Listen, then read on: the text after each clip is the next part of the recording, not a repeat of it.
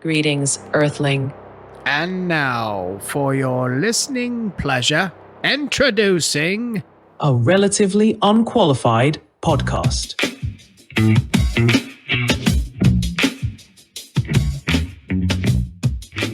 Well, hello, everybody. I want to welcome everybody back to Relatively Unqualified. We just got back from Christmas break, and it was lovely. It was a nice, very intimate, very small Christmas, but it was very nice. It was nice. Today, we have a couple special guests, and our topic today is launching, and it's when a plan meets reality. And so I'm going to let Dara go ahead and introduce our next guests that we have here today. Yeah. This is really exciting. We've got my niece Jada, Nick's stepdaughter, and her best friend MK with us today. And like Nick said, the topic of today's episode is launching when the plan meets reality.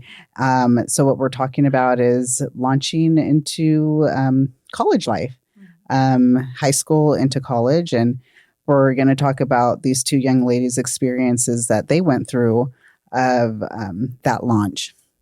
And so to start us off, we're going to just do a little bit of a background and let Jada and MK just tell us about themselves. And so let's kick it off. Jada, why don't you start off? What's up? My name is Jada. I am 21 years old. I went to South Medford High School. Once a Panther, always a Panther. Let's go. Bleed blue. Bleed blue. Now I go to Pacific University in Forest Grove, which is right outside of Portland. Great school, very tiny school, private school. Love it there. Have amazing people there. And I'm also work for the football team there as the operations manager. Nice. So it's a good time for sure. Nice. MK, what about you, girl? Amazing. Well, hi, I'm MK. I'm currently a junior in college, halfway through my junior year, which is kind of scary to say out loud. But I also went to South Medford. Once a Panther, always a Panther. I go to Texas Tech University. Go Raiders. Wreck 'em. And yeah, I'm currently majoring in fashion marketing, which I absolutely love. Nice. Very nice. Very nice. Very nice. All right. That's awesome. Really, really ambitious young ladies. I love it. So to start us off, I want to back up a little bit and kind of dive into, to start us off, like, what were you guys like in high school? What kind of students were you? Let's get into that first. Yeah. I would say like I was very motivated. I was very involved. Always busy. I mean, I was junior class president, senior class president. I was in leadership from middle school all the way through high school, which I was very fortunate to be involved in.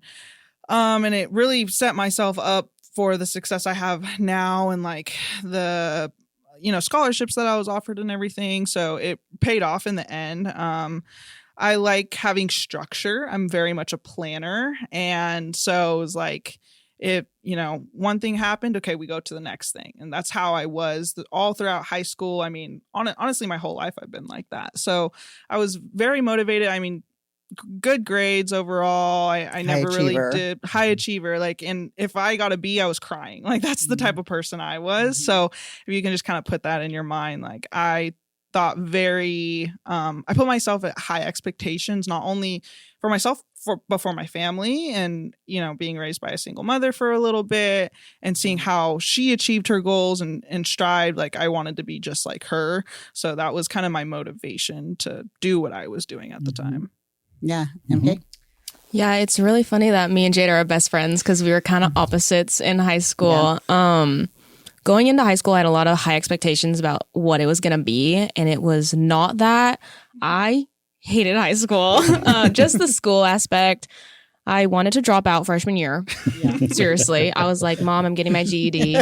And she was like, no, you're walking across that stage with your diploma. And I was this is not for me. And I was like, Mom, no, like I hated it. The only thing I cared about was basketball. That's the only thing that kept me in school, which I'm actually pretty grateful for. I'm really happy that I did finish it out. But yeah, basketball was my entire life. I would say if I got a B, I was actually very proud of myself. I think I graduated with mostly C's, but hey, it doesn't matter. Like, it's okay because I'm in college now. It is possible. I went through I went through my entire high school career not wanting to go to college. It's really funny that I'm in college now. I think I did like one scholarship essay in April. When it's due.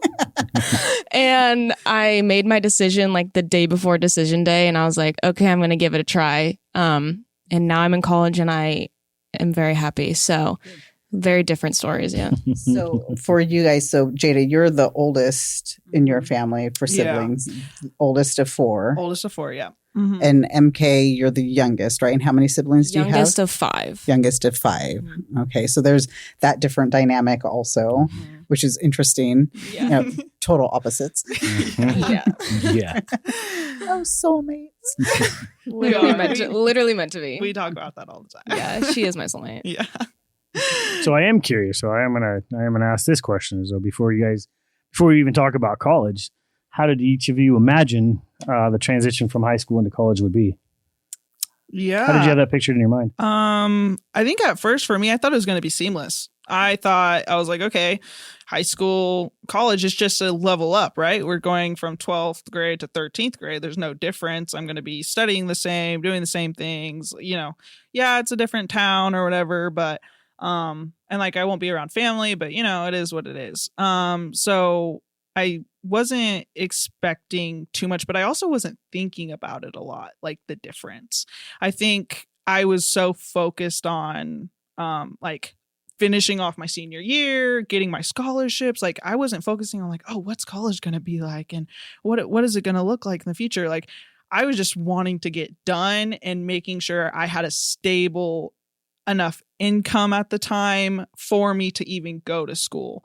And that was like my biggest thing was like, am I going to be able to get enough money to go to the school that I want to go to?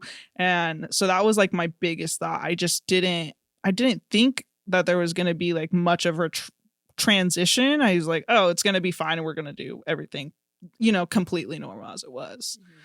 For sure. Yeah. Well, like I was saying, I didn't think I was going to go to college. So the same as Jada, I wasn't really thinking like, oh, college is going to be like this. College is going to be like this. I was just focused on getting out of high school.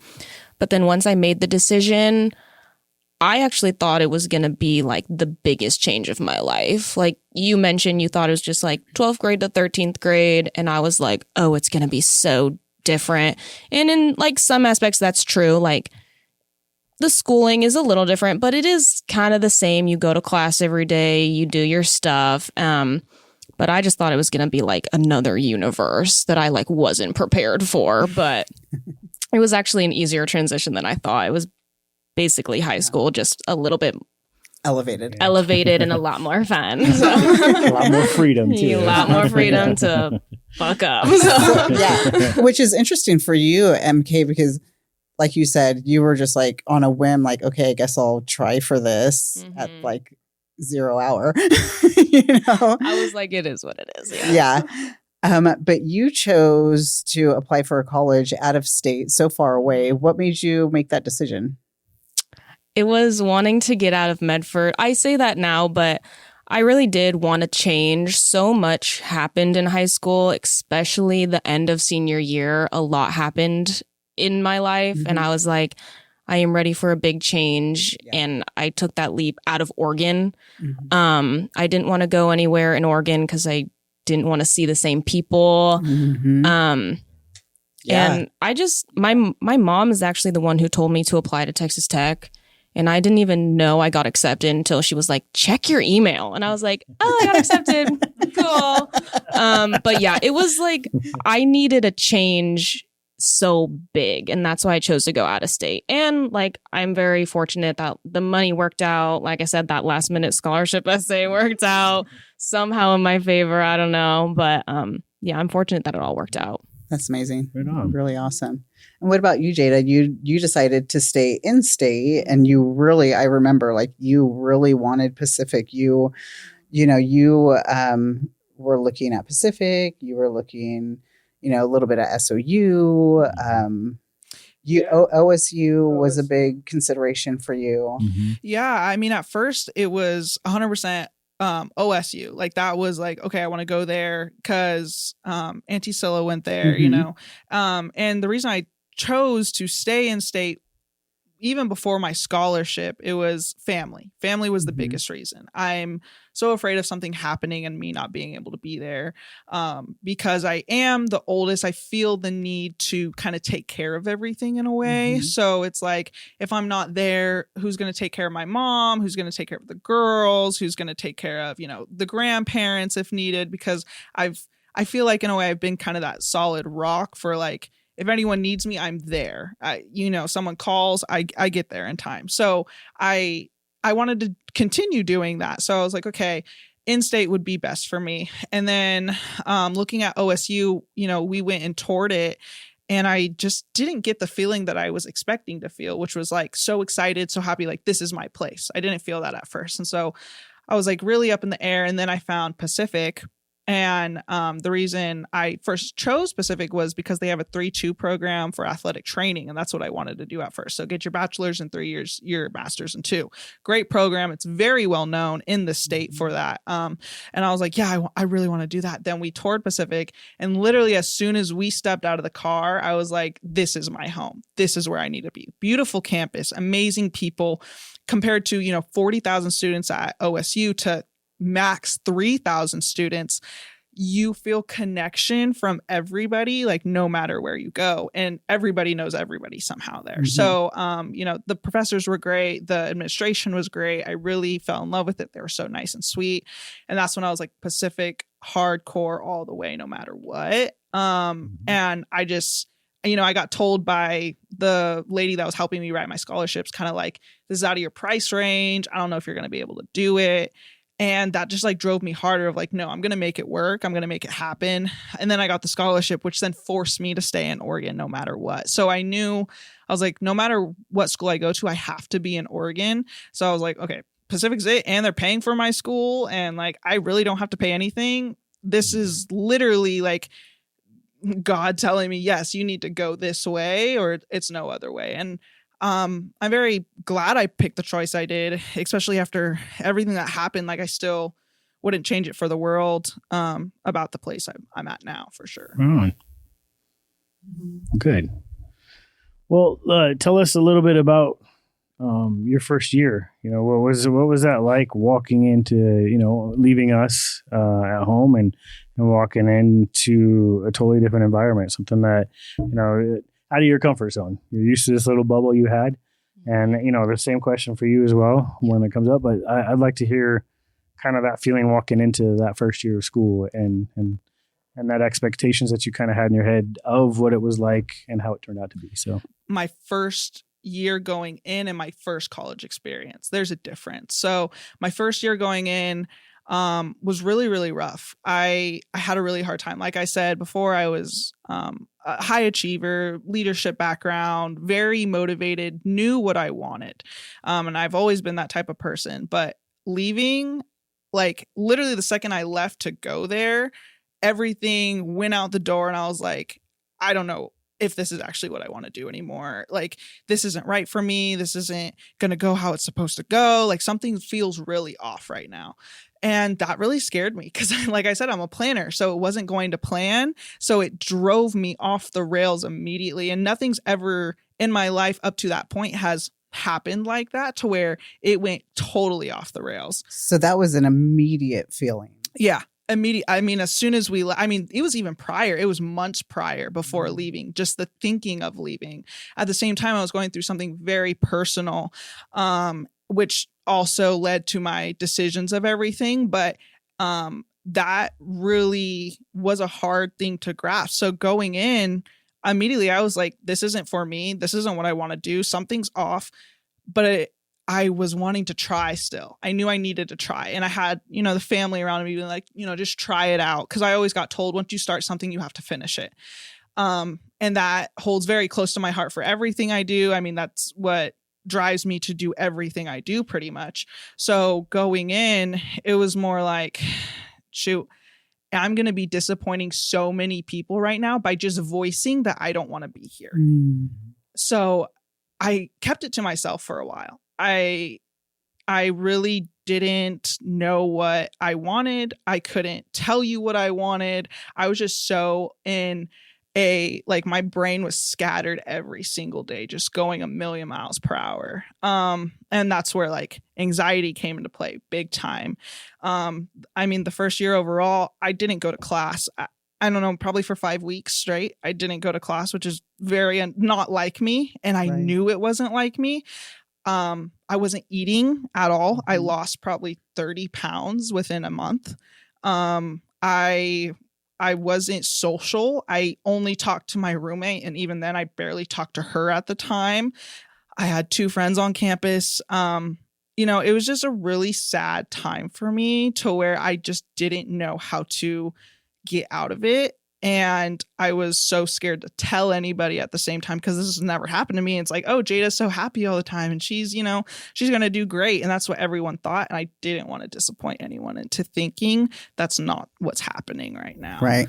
So you were like, struggling with this, like spiraling into your own little depression, and all the while trying to keep up this facade of not wanting to disappoint anybody, not wanting to tell anybody, but struggling so hard all by yourself. And in the meantime, MK's in Texas, and your experience, MK, was very different than what Jada's experiencing. Tell us about that. Yeah, and it's very different from you. I remember we have a lot of conversations about this, but going into college, I was like, okay, you picked a school so far away. You have to do it. Like, you can't go back, or people are going to think you can't do the big change, But I thought to myself, I couldn't do it. I was terrified. The night before my mom left, I was like, wait, I can't do this. Like, I can't be on my own. It was a lot of academic self-doubt just because of the student I was in high school. I was like, I'm going to fail out of college. That's going to be so embarrassing. And I just thought, like, I can't live without my people. Like, it's what I've known my entire life, But once I got into it, I was just forced to be on my own. I was forced to grow. And it's almost like you were in this space of like proving to yourself that you could overcome your own fears of not being able to. And Jada was kind of on that opposite of, she went in it like, I've got this. Or I know you had said that for months you were kind of doubting, like this wasn't right. But going into it, because you were such a high achiever, it's like, I've got this. It's going to be fine. It's just another grade. And for you, it's like, I'm going to prove to myself that I can do this. It was that, because once I put my mind to something, I was like, okay, I have to finish it. I told all these people I'm going. I already paid. So I was like, I have to do this. But once I started, I really put myself out there, and I'd like to say I had a really good freshman year. I kind of always struggled making friends or just like fitting into certain groups. So I was really surprised that I made a lot of good friends. I had a really good roommate experience, which I know a lot of people don't. So I had a good group of friends, which I think helped with the transition and, feeling like that was my place. I had a great freshman experience. I mean, and like things happen. I mean, my health deteriorated freshman year, which was not the good part. But I think that I can say that was honestly my best year of college yet, because it was just so new, and I've always kind of like held myself back. And so I told myself, I was like, I'm going to put myself out there. I'm going to talk to new people. I'm going to try new experiences. I think that's what made it great, is I didn't just hide in my room like I would probably want to. I'm someone who loves to be alone, unless it's with Jada.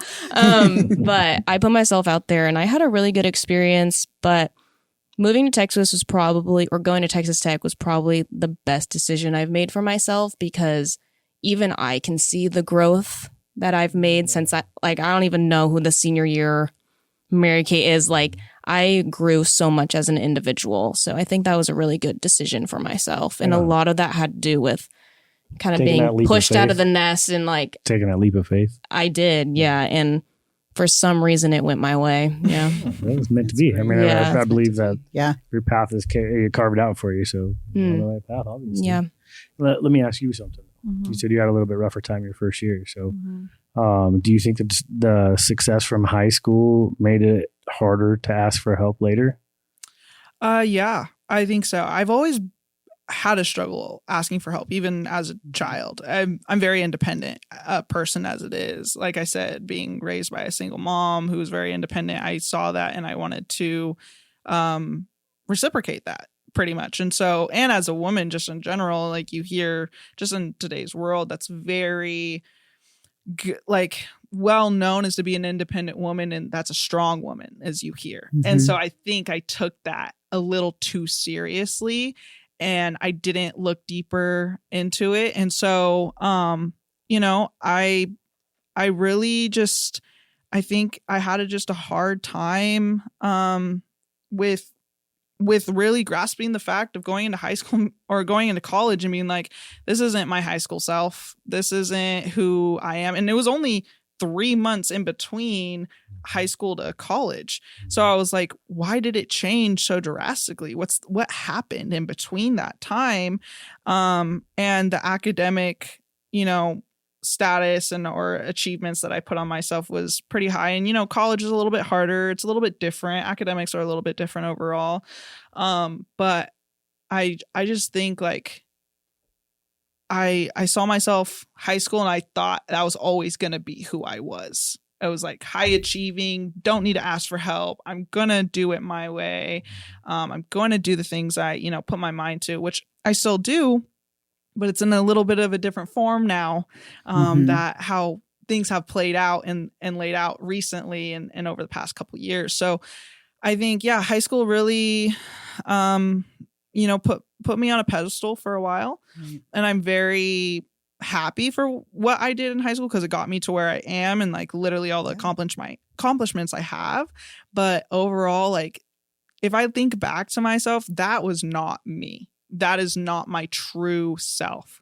Now I'm my true self, I feel like. Now I can really open up and be like, this is what's going on. This is how I'm feeling and not have to hide from it anymore.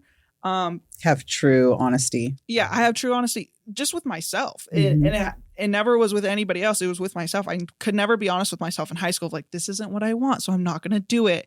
It was like, well, this is what I want, but everyone else wants me to do it. Okay, I'm going to do it. So that's what I did. And I think going into college, like I kind of put that on myself a little bit. And that's where, you know, things stray a little bit more for sure. For sure. Yeah. So how was it? You were going through such a hard time. How was it seeing MK thriving while you were struggling? Well, first of all, like I was so proud of MK because I knew the type of person she was in high school and like what the conversations we had before going to college and everything. It was like she was afraid and didn't even know if she wanted to go. And I was like, you know, do it. Like, it's going to be so much fun. I'm going to have a great time. You're going to have a great time. And then I'm not having a great time. She's having a great time. And I would never say I was ever bitter. I was ever jealous. I was more envious of it. I was like, I wish I could do that. Wish you could get to that I wish I space. could get to that space, or I wish I could be with you. I wish I could do, you know, the things you're doing right now. And she never rubbed it in my face. She never told me like, well, no, just go out and do it. Like, I don't understand like why you can't do it. She was always there every step of the way. So it wasn't like we were ever battling with each other of our college experiences. It was like, you're going through yours and I'm going through mine. And this is just how it is right now. But I prayed and I hoped I'd get to her spot one day. Like, that's all I wanted.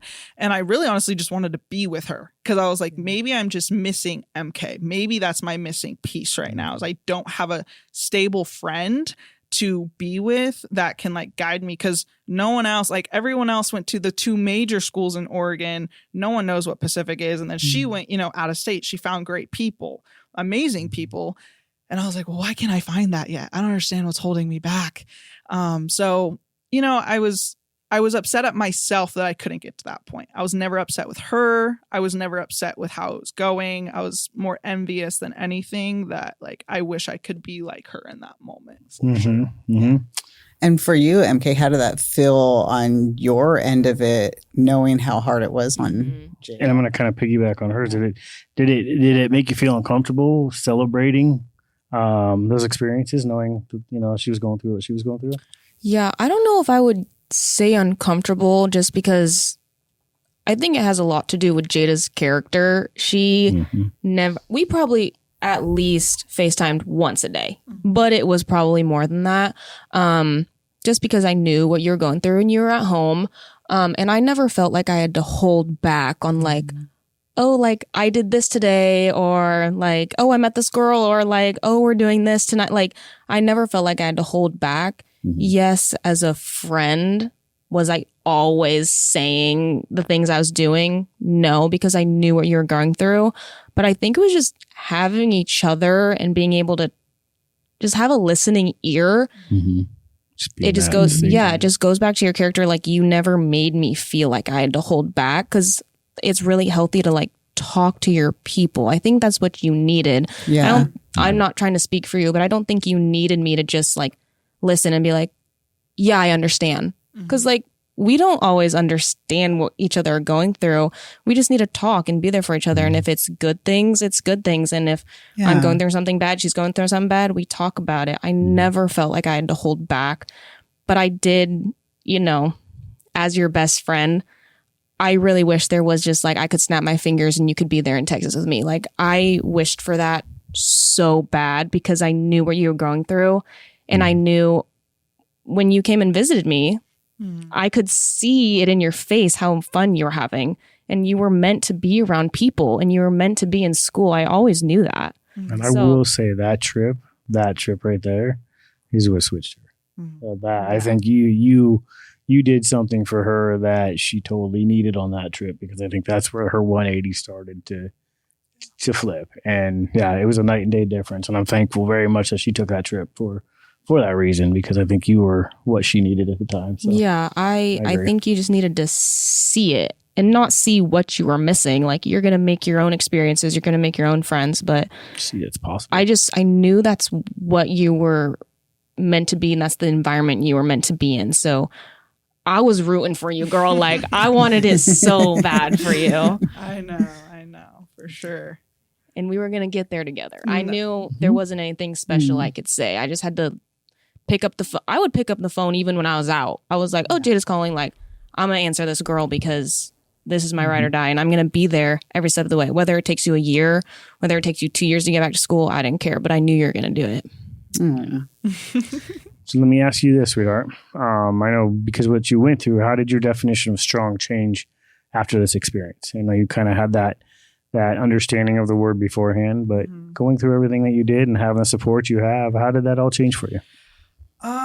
Yeah, I think, strong didn't mean staying quiet and not, not voicing how you're feeling. Strong meant speaking up, saying when you need help. It really, like, strong has a whole different meaning now to me. It's not even comparable. Like, like I said, it was a hard year. It was a lot of doubt on myself and who I was as a person. And I just didn't believe in myself anymore. And so I took, I thought strong at the time was like, you stay quiet. You don't talk about your issues. You push through. Like, you put your mind to something, you do it no matter what. Like, don't let obstacles stop you ever, which is still true to a certain point. But now it's like, yeah, speaking up, saying when you need help, saying when something's wrong, speaking your mind if you don't feel comfortable. It's just really taking yourself in and like looking in an outside perspective and just really thinking like, okay, this isn't what I want to do anymore. We're going to pivot. And like my saying now always is, we don't panic, we pivot. So that's like the biggest thing that I've been saying to everybody. If anything comes up, especially in like the football world and sports industry, you have to pivot all the time. Like, that's just a natural thing, but it doesn't just relate to that. It relates to life in general. We don't panic, we pivot, because once you panic, things start to go wrong.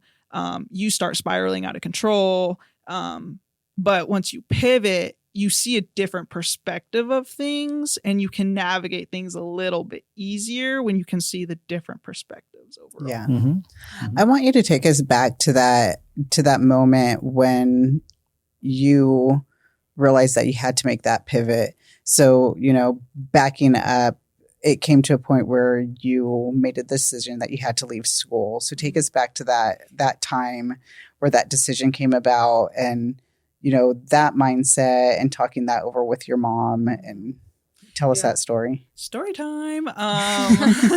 So yeah, I woke up. So even beforehand, about, I want to say like a month and a half, because school starts end of August. And we're on like semester schedules.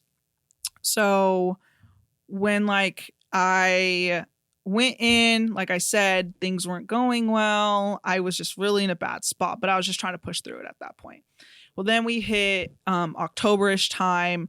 Things still weren't going well. And I already mentioned, I was talking to people on campus, like administration, being like, what's a leave of absence? Like, I was looking into it because they said leave of absence, leave of absence. I'm like, what's a leave of absence? If anyone doesn't know what a leave of absence is, it is an extended period of time, not vacation, where you need to take off for medical reasons, family reasons, stuff like that. Job wise, like you could get paid for it. School wise, they, hold your spot in school until you kind of pretty much can figure out what you need from there. So I talked to them. They're like, yeah, here's the deadline for it though. This is the last day you can put in to do a leave of absence, which is like November 1st, I'm pretty sure. So I was like, okay. And I was thinking about it. I talked to my mom, and she was, my biggest supporter during the time of everything. And she was like, I just don't know, like she was just trying to be strong for me and tell me I could do it, so I could feel like I myself could do it. Like, I knew what she was doing at the time. I knew she wasn't trying to be spiteful or mean about it and be like, no, you're staying in school because we're paying for school. Like, no, that was never it. So because for your mom was, I think for her, she was kind of caught between, is it just self-doubt or is there really something wrong? Yeah, no, because I wasn't fully speaking about what was going on at the time. It was like I was putting bits and pieces in there, but I wasn't telling the full story. So one night, it was actually Halloween night, I had a really, really bad anxiety and panic attack, like really bad. And it went into the morning to where like I was shaking, I was crying uncontrollably. At that point, I hadn't eaten in probably like a week, like proper meal or anything like that. And so I literally woke up that morning and I called her and I said, I need help. I can't do it anymore. Like something's wrong. Something's really wrong. And I was like, if I go any further, I'm going to damage myself more than already what I'm at. I was emotionally, mentally, physically damaged already. And I knew in the back of my mind, like, this isn't right. So that's what like pushed me to be like, no, we need to put a stop to this right now. Mm-hmm. So I said, I'm done. I can't do it. And she was like, okay, yep, we're going to come up and we're going to grab you. We're going to get you, start packing up your stuff. Auntie Scylla was only 45 minutes away. Go see her, stay at the house, and that day was actually the day of the deadline to put in the final leave of absence request. So I did that. I reached out to my scholarship people immediately. I said, hey, I need to take a leave of absence at the moment. I'm very fortunate. Everyone was so supportive of it and being like, yep, do what you need to do. We get it. The school was amazing of being like, come back whenever you're ready. Like, we got you. Your money will be saved. Don't worry about it. So that really calmed me, because that was also major reason why I didn't do it sooner, was I was so scared that nothing was going to stay the same of like financially. Right. And I was like, I'm not going to be able to go back to school after this. Like, what's going to, but at that moment I just knew I needed to leave. Like, I couldn't stay in that environment. I couldn't be without my people. I needed to be home, and home was my safe space. So that was like really the moment of everything. And then a couple days later, they came up and picked me up and we went back home. And that's when everything started to slowly do like a 180 of like what was going on in my personal life at the time. I took care of that. I did what I needed to do. I started working when I got home at the bank. full time. Mhm. I've never done full time before, so that was a difference in, a lot of responsibility and accountability. Mhm. And then, I took the trip to go see MK, and like, so things started like coming to in like clear vision of like, oh, I'm happy now. Like I feel better. Things are getting better. And when I left, I didn't know if I was ever going to go back to school. That was never like, I never told anyone, yeah, I'm going to go back afterwards. And when my mom asked me like, well, are you going to go back to school? I said, I don't know, but I just need you to trust me. I just need you to trust me that I know what's best for me. And she just looked at me and said, okay, I trust you. And that's all I needed at the time. I just needed someone to trust me and put trust in my abilities that I was going to see it through at some point. So that was really the biggest moment of like when everything switched around. I was like, okay, I'm leaving. I'm doing this. I'm this. And like, then I started the planning thing again. I was like, okay, I'm going to do, going to start working. I'm going to try to feel better. But I still wasn't fully on like, I'm going to go back to school until I saw MK. I was like, okay, I do want to go back to school. And I was like, I want to do it this way and this way. But it wasn't as like so strict of a program that I put together. It was like, Mhm. I'm going to do it. I'm going to try it out. I'm going to see how it goes. I feel better. I look better. I think it's going to go differently. Like I knew in my mind, I think this is going to go differently. And that's exactly what happened this time around for sure. And now you're just thriving. Yeah. Yeah. Trying to. So let me ask you. So watching her take a different path than what she originally was heading down, did it change how you think about your own journey and your own path? Going through college and what comes. Oh, definitely. Well, first of all, like when we were defining strength and you were like asking for help is actually strong, because Mhm. Amen. Yep. I maybe still to this day think that like, well, I don't think, but keeping to yourself, not asking for help, figuring out yourself is strength. But when I saw you do what's best for you, that changed something in me. And I was like, wait, that's strength. And that seeing you do what's best for you, even if it was such big of a change as leaving school, because you talked so highly about your plans and then you took a 180, that switched something in me. And you are the reason that I started reaching out for help, later in college outside of my freshman year. So that kind of changed my path when I was going through stuff. We both went back to school sophomore year, junior year. Things don't always go as planned. But you are a big reason that I'm able to ask for help now. So, whatever. Dang, oh my God. Don't do that. And I definitely agree with that. I think and I can attest to that. For the longest time, I felt like keeping your mouth shut was the strongest thing you could ever do. But I'm totally on board with her. Is asking for help is probably one of the strongest things you can ever do for yourself, and one of the best experiences you can ever do for yourself. So I am proud of you for actually doing that. And I will say that phone call that we got from her that night, she put it on speakerphone, and it was nighttime. Whatever day it was a Wednesday night. She called, and the desperation in her voice was so. For me, you'd hear the conversations between her and her mom, and I want to come home. Mom's like, no, you're going to tough it out. But it was something in her voice that night that I looked at Nicole. I said, nope, we're going to go to work tomorrow and we're fucking out of here. We're going to go grab her, tell her to start packing her shit. And then we drove up there Thursday night, loaded her up Friday, and came home Friday night. So I'm really proud of her for making that phone call, because you could hear it in her voice. It was not a phone call she wanted to make. Yeah. And I understand that. It's and that's something, obviously from a parent's perspective, your mom would talk to us, me and Auntie Scylla, all of us about what was going on with you. And, from a parent's perspective and your aunts and uncles, like we were all worried about you and all kind of struggling like, okay, what is the best move? Because we don't know. We're all just trying to figure it out right along with you. And we're worried about you. It's like, okay, is this just homesickness? Is this just, the transition and expected? And, what is this? And, or is this really a problem? Is this something deeper into, is Jada truly, going down a path of depression? And, what are we seeing here? But your mom was really worried about you. And she talked to us, daily about what she saw and what she was hearing on the other end of the phone. And, so it was hard for all of us. I think what really solidified what was really going on with her was that phone call that night, and just to hear her voice. It was, and I don't mean for it to sound this way, but it was one of the most eerie things I'd ever heard, because you could just hear that need for help. Yeah. And I'd never heard anything quite like that before. And so it's just like, you know what? I don't give a shit what anyone says. We're packing up, we're leaving, we're going to go get her. So. Yeah.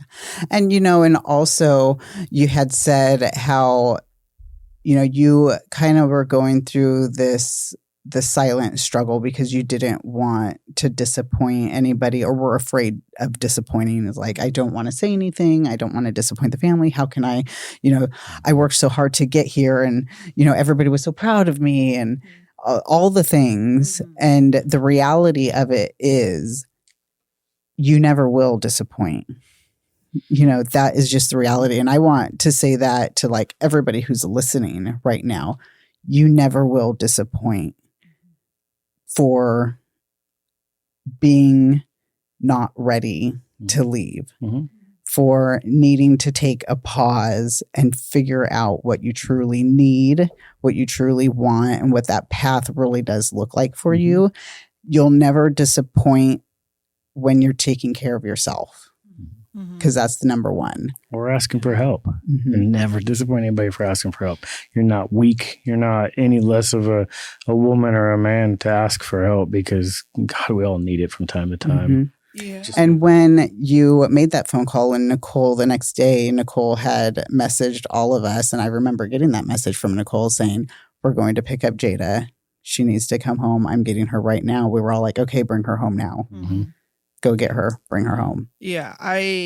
During that time, like, I was also so scared to come back home, to face grandma and papa and you guys. And which is so funny, because it's not like anyone in our family other than Auntie Stanley went to college. No one else went to college. Yeah. No one's been through it. So it's not like I was like, oh, I'm not finishing college. I was just scared because I've always been the high achiever.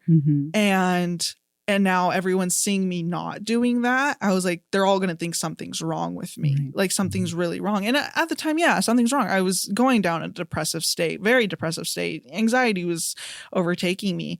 But I was also very fortunate, as I think Mom told me that she sent out a text to everyone of being like, don't talk about it. Let's not talk about it. She just needs to... we just need to talk about the future plans, what's going on right now. We don't need to talk about what's happened and what's in the past. Yeah. And I think that really helped, as no one was asking me questions. You guys let me talk about it when I was ready to talk about it. You guys let me open up when I was ready to open up.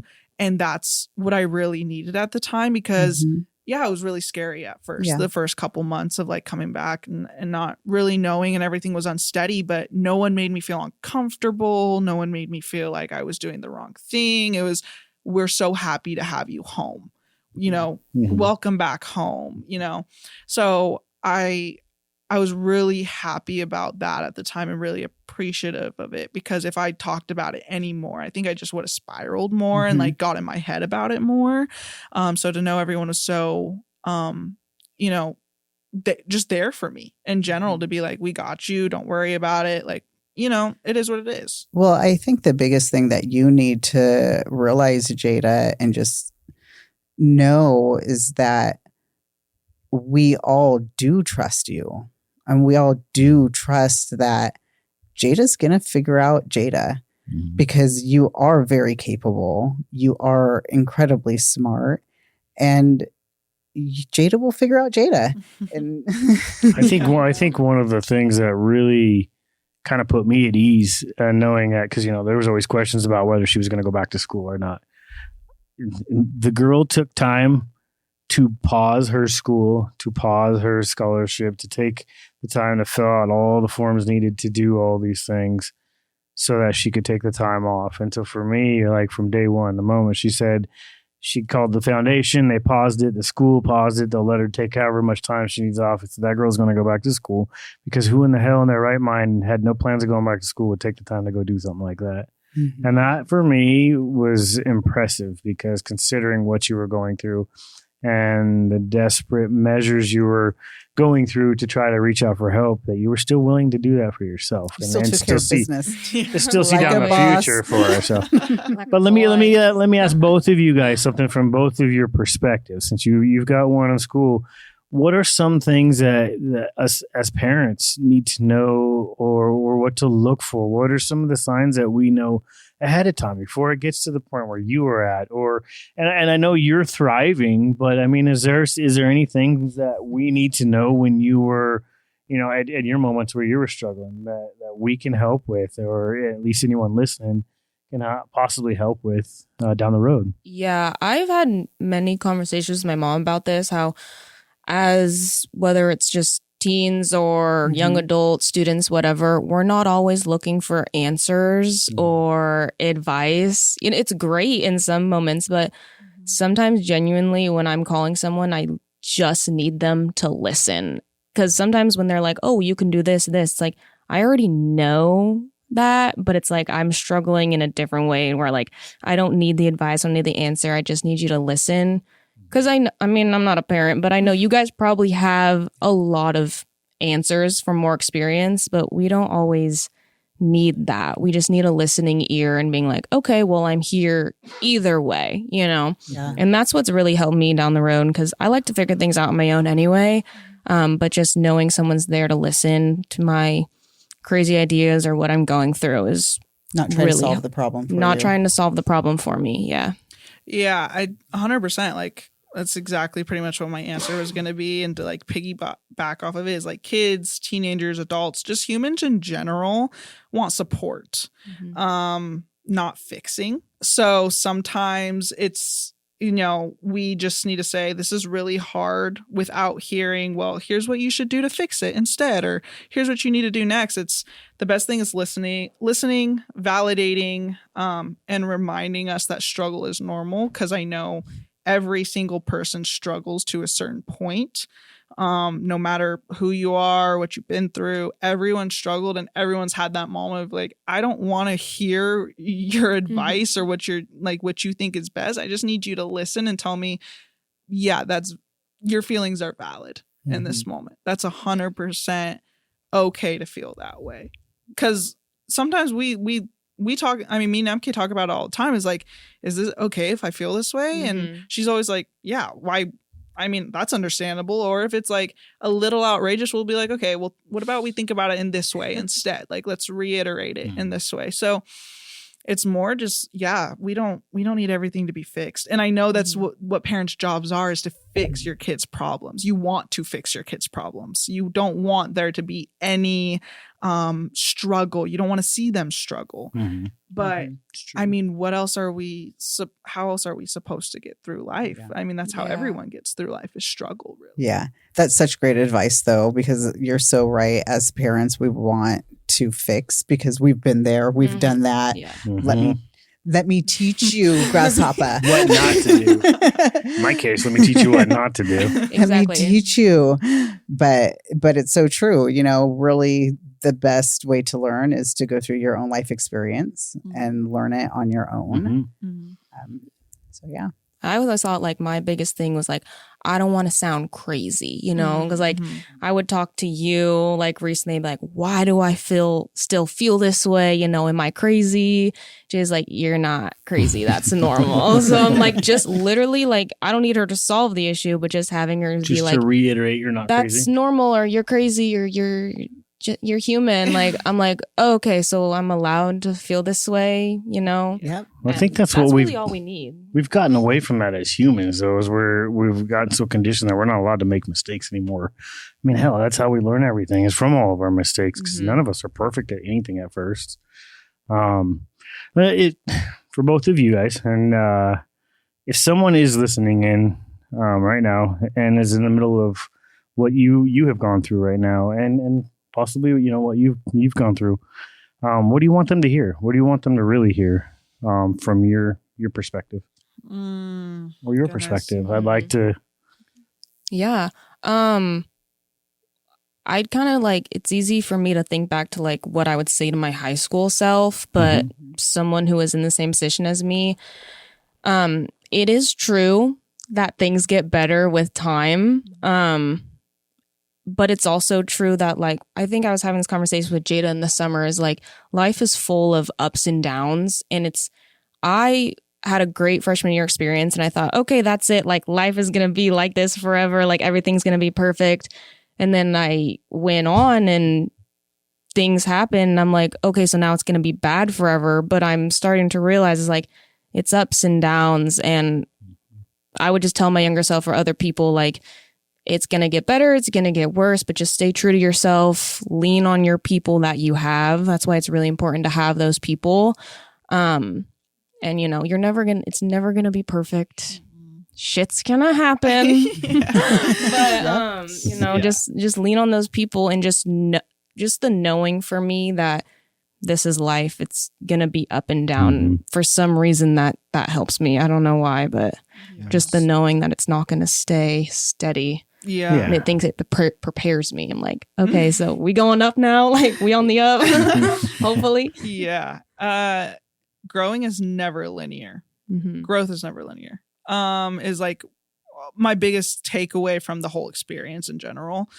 So, but like, I think something I wish I could tell my high school self and high school students, because I've talked to a panel of high school students before. Right after I left school, I got asked to come and talk to a panel of high school students with other college students who was in my same class. And everyone's talking about what college they're in, how they're doing. And they get to me and they're like, okay, Jada, like, what about you? And I'm like, so I'm actually not in school anymore. I'm not doing what I said I was going to do in front of all these kids who saw me as a junior class president, senior class president, and like saw me as this top tier person. I'm having to express myself in a completely different form. And it's so funny because like I left work on my lunch break to go do this panel. I'm like, dude, like I'm a working woman now. What can I say? But and so I talked about it. I talked about my experience of growth isn't linear. Things happen, don't always hold yourself to these high expectations and think you're always going to complete them, all this stuff. And this girl came up to me afterwards and she was crying and she gave me a hug. She's like, thank you so much. She goes, I was so scared to go to college. I feel pressured. I feel like it's not the right time. I don't know what I was going to do. Well, and like, she's like, you just really helped show me that it's okay, like not to know, pretty much. Like you just don't ever know what's going to happen. And so, I think the biggest thing, and I still kind of struggle with this today, is always feeling like I'm behind, but you're not behind, you're human. College is an adjustment, not a switch on a, it's not a flip of a switch. It's okay to ask for help, take your time, change paths if needed. Like people do it all the time. We're all changing career paths consistently all the time. I know you guys talk about it on the podcast already, but like, even high schoolers are changing. Me and MK are changing career paths. I changed my career path going back to school in general. You don't have to love it right away. It does take time. And if you're taking the time and you're like, this still isn't working, try something else. I think that's trying something else sometimes brings out the best outcomes in something. Pivot, literally just pivot. Don't write a script for how life has to go because it never goes that way. Nope. It never goes that way. Get flexible. Don't panic. Pivot. It's okay if your story unfolds differently than you imagined. I love that. It doesn't mean you failed. It just means you had to do it differently. And you'll learn things about yourself you never would have learned if it went perfectly. Honestly, like if everything went the way it was supposed to go the first time for me, I don't think I would have branched out the way I have and have been able to have the opportunities I've had and done the things I've had and had the friends I have right now. Like those are such major things in my life that I am so grateful for because of everything that happened 2 years ago, honestly. Right. Like that all led up to what's happening right now. And I couldn't be more grateful. And I truly believe that everything happens for a reason. So you were meant to, God had to wake you up in a certain way to get you to see and understand what you needed for growth. So I am really impressed with the two of you and both of your guys' mindsets and, and the willingness to ask for the help. And even you, MK, needing the help, but as much as you guys have enjoyed it, I'm really impressed. You guys are some very, very well-rounded young ladies, and I get to brag about one of them because she's my stepdaughter. So, and You can brag about me too. MK is our daughter too, another adopted child of ours. But yeah, we did this podcast because we really wanted to open the eyes of everybody, not only the parents and some of the questions that we had as parents, but to get the perspective of the young ladies and the college students themselves. So thank you again for being a part of this. And we usually try to end most podcasts with some sort of quote, but is there anything else you want to add before we go that far, Daria? No, nothing else to add. I just want to thank you guys both for being really candid with us, especially you, Jada, with your experience, because I know that was really, really hard while you were going through it. We were all going through it with you. So I know this was just a really tough experience for you, and I'm really happy that you were candid with us and honest and owned it. Owned it. And you were such a better person because of it. And, like I said before, there was never any doubt from any of us that you were going to find your way. We all trusted the process for you. Even when you didn't, we knew that you were going to come out on top. We never had any doubt. Because that was just the Jada way. And the biggest thing, like Nick said, for us doing this episode is we just want, parents and kids who are about to, leave high school, and even kids who are trying to figure out, who are young adults right now, trying to figure out their path, that it's okay to take a pause, and it's okay to pivot. It's okay to try to just figure out your next step and pause for a minute. And there's no shame in that game. And another thing I'm really proud of is I've heard, with us doing the podcast and owning some of my own stories, I've heard from certain people, why do you put your dirty laundry out there, in their words? The reason why I tell the stories that I tell are for the very reason that you said you told your story in front of the school, is because someone came up and gave you a hug and said, thank you, I needed that. And at the very least, if you have at least just one person that you've made a change to, then everything that you said was well worth it. So I'm proud of you for that, for owning that story, for being honest about it, because I found that through this story that I did with Braden, being transparent and owning those things are hard, and it's easier to sugarcoat things than to be honest and straight up. So I'm proud of you for that. Yeah. Nobody has the same story, and that was the whole point of having both you girls on this episode. Is very two best friends going to school together. Very different experiences going into college. So there's no right or wrong. And hi. There's definitely no right and wrong, and it's nice to see that even though you guys walk different paths, you guys are still helping each other out. Yeah, leaning on each other. I love to see this friendship. Day. You guys are. I can't do it without Jada, bro. Yeah, we're gonna live together. What the heck? Nice. That's the whole. We're probably gonna live together forever. We love having you part of the family, MK. I just want you to say that. We love having you part of the family. You fit right in. Love them. But like I said earlier, we try to end every podcast with a quote, whether Dara or I come up with one. And I'd had one written down earlier, and then I was watching a movie today, and I heard this quote, and I say, it just kind of fit perfect for what's going on. And it said, quote is, life is not about what you can achieve. It's about what you can become. And it's a journey. It's not an event. Nice. And that is a quote from the movie Underdog. Oh, I was going to say, what movie? When you started off with life, I thought it was the Forrest Gump. Life is like a box of chocolates. But again, I wanted to say thank you. say thank you to you both. Thank you to our guests, and Thank thank you to you. Josh and Nicole and everybody else for helping out with this. But we love you guys. Shout God out, bless, Nicole. and we'll chat with you very What a soon. great Yeah. episode. Good episode. Thank you, Peace out. guys. Peace. Peace.